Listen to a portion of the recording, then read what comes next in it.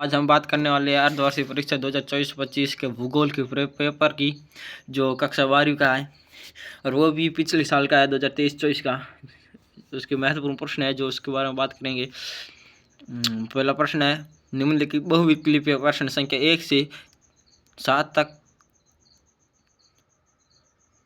8 तक प्रत्येक प्रश्न के लिए सही विकल्प को चुनाव कीजिए। क्या है, निम्नलिखित में से कौन सा एक मानव भूगोल का उपागम नहीं है? क्षेत्रीय विभिन्नता, मात्रात्मक क्रांति, स्थानीय संगठन, अन्वेषण एवं वर्णन। तो इसके साथ दूसरा है, भारत के निम्नलिखित राज्यों में से किस एक राज्य में जनसंख्या का घनत्व सर्वाधिक है? बिहार, उत्तर प्रदेश, केरल या पंजाब। अगला है, निम्नलिखित में से कौन सा एक विरल जनसंख्या वाला क्षेत्र नहीं है?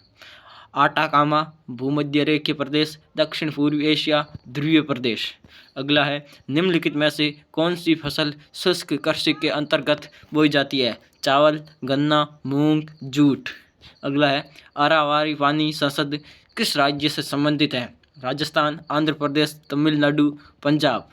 अगला है, खट्टे रस्सेदार फलों की कृषि की जाती है? बाजारीय सब्जी कृषि में, भूमध्य सागरीय कृषि में, रोपण कृषि में या सहकारी कृषि में।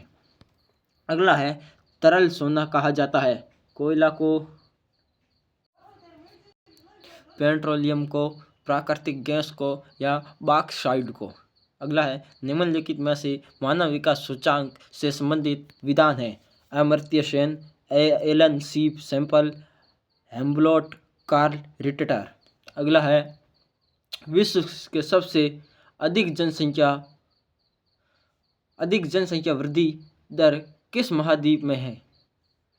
अगला है, तीसरा है प्रश्न, रुको और जाओ निश्चयवाद की संकल्पना किस भूगोल नेता द्वारा प्रस्तुत की गई?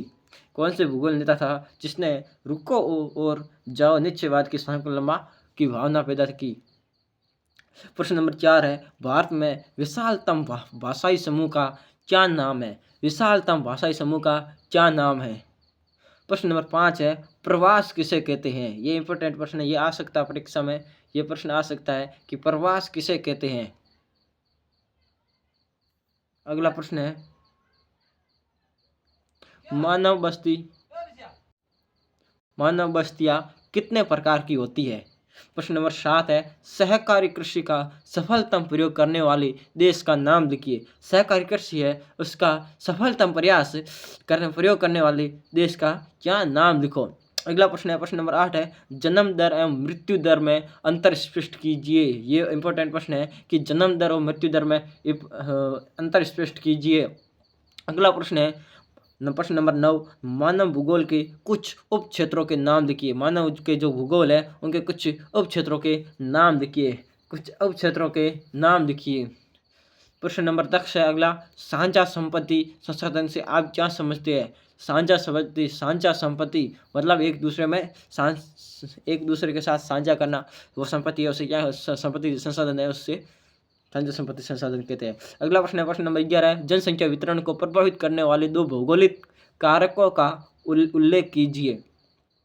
यह भी अच्छा प्रश्न है। तो अगला प्रश्न है, प्रश्न नंबर 12, वर्षा जल संग्रह की उपयोगिता बताइए। वर्षा के जल को संग्रह करना, उसकी क्या उपयोगिता है वो बताना है। ये सरल प्रश्न है, फिर भी आ सकता है। अगला प्रश्न है, प्रश्न नंबर 13, मानव विकास सूचांक के आधार पर देशों का वर्गीकरण किस प्रकार किया जाता है? प्रश्न नंबर 14, भारत के अभ्रक के वितरण का विवरण दीजिए। प्रश्न नंबर 15, बंजर भूमि तथा कृषि योग्य वृत्त भूमि में अंतर स्पष्ट कीजिए। प्रश्न नंबर 16 है, स्थानांतरित कृषि का भविष्य अच्छा नहीं है। कि स्थानांतरित कृषि है, उसका भविष्य अच्छा नहीं है, कैसे विवेचना कीजिए, इसके ऊपर टिप्पणी लिखिए। प्रश्न नंबर 17 है, जनांकीय संक्रमण की 3 अवस्थाओं की विवेचना कीजिए। अगला प्रश्न है, प्रश्न नंबर 18 है, पंजाब, हरियाणा और तमिलनाडु राज्यों में सबसे अधिक भौमजल विकास के लिए कौन से कारक उत्तरदायी है? अगला प्रश्न है, प्रश्न नंबर 19, नीचे दी गई तालिका में भारत में श्रम शक्ति का सेक्टरवार संगठन में श्रमिकों का प्रतिशत दर्शाया गया है। तालिका का अध्ययन कीजिए तथा पूछे गए प्रश्नों का उत्तर दीजिए।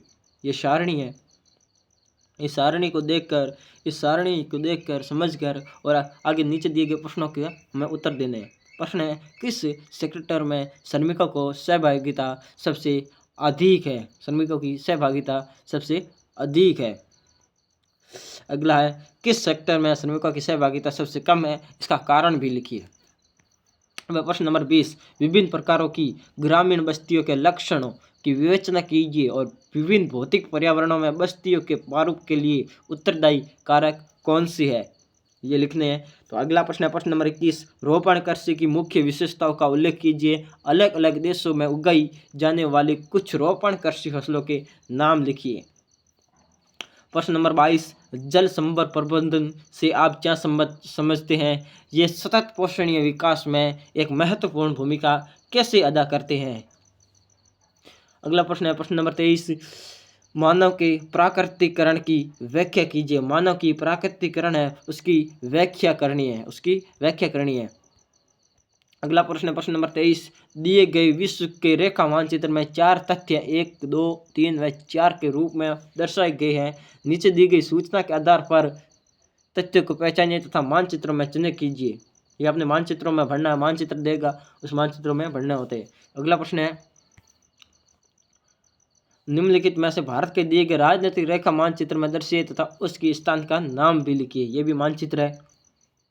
तो ये थे भूगोल के कुछ इंपॉर्टेंट प्रश्न जो आज हमने आपको बताए। तो वीडियो अच्छा लगा हो तो वीडियो को लाइक कीजिए, शेयर कीजिए और सब्सक्राइब करना ना भूलें। जय हिंद, जय भारत।